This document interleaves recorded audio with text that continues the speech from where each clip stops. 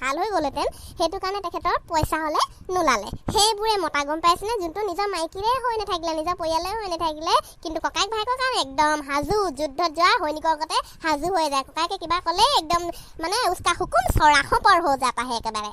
হ্যাঁ আপুনি পিছত সুধিব লাগিছিলে যে পইচানো ক'ৰ পৰা পালে মই যেতিয়া কৈছিলোঁ মিক্সিটো ভাল কৰি আনিবলৈ কিয় নকৰিলে তেতিয়া পইচা এতিয়া ক'ৰ পৰা আহিলে বুলি সুধিব লাগিছিলে আকৌ আপুনি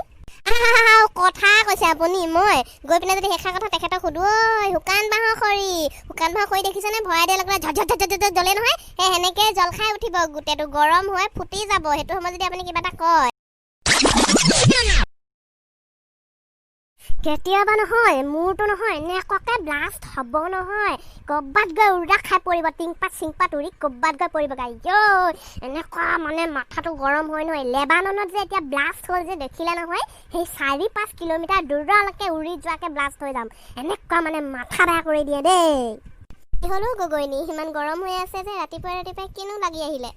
এই নক'বহে গৰম হোৱা কথাই আৰু এইবোৰ কথা ভাবিলে মূৰত ঝলঝলকৈ পানী এগাল ঢালি বহি থাকিব মন যায় গম পাইছেনে এই মতাটোলে বিয়া হৈ অহা আজি মোৰ 10টা বছৰ হ'ল কিন্তু সুখৰ ভাত এমুঠি ভালকৈ খাব নোৱাৰিলোঁ জানে মই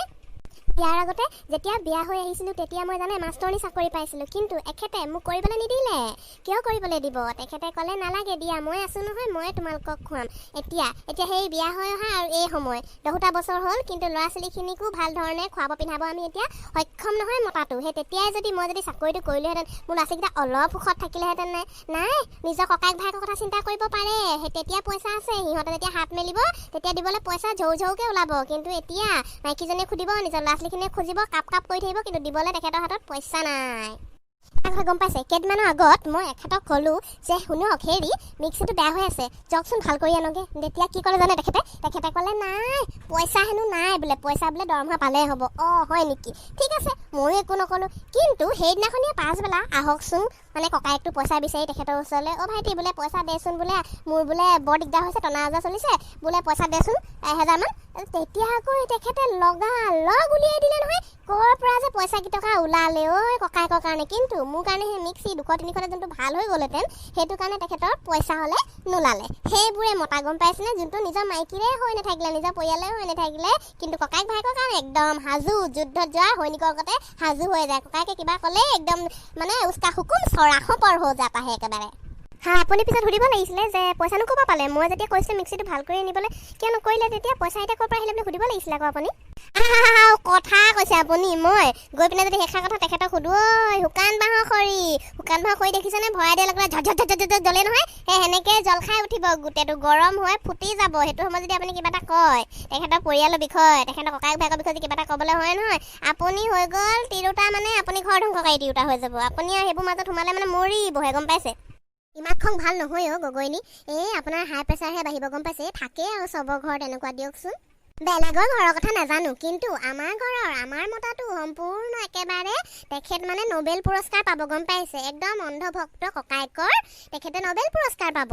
যে বন্ধন নে ফন্ধন বুলি চিনেমাখন আছিলে সলমান খানৰ এই ভিনিয়েকে যি কয় তাকে কৰে যে যো জিজাজি বলেংগে বৌ মে কৰোঁগা আমাৰ সেই তেনেকুৱাই ককায়েকে যদি কৈ দিয়ে